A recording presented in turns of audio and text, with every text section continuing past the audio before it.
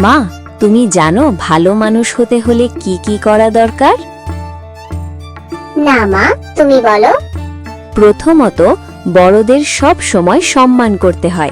তাদের সাথে দেখা হলে সালাম দিবে, বলবে আসসালামু আলাইকুম। বাবা মা আর শিক্ষকদের কথা মন দিয়ে শুনবে।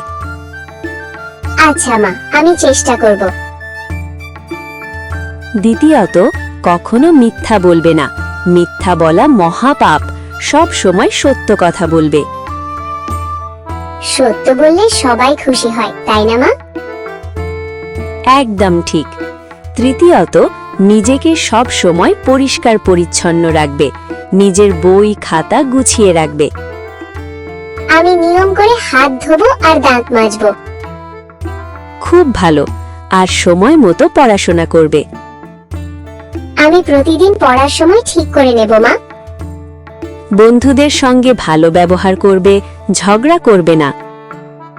আমি সবাইকে নিয়ে মিলেমিশে খেলবো। কাউকে কষ্টে দেখলে সাহায্য করবে। হ্যাঁ মা, আমি সাহায্য করব।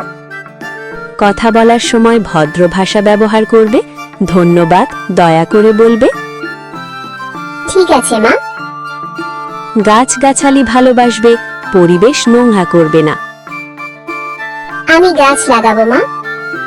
নিজের খেলনা আর বই গুছিয়ে রাখবে। আমি আজ থেকেই গুছিয়ে রাখবো। আর সব সময় নিয়ম মেনে চলবে। মা, আমি ভালো মানুষ হতে চাই। আমার সোনামণি নিশ্চয়ই পারবে।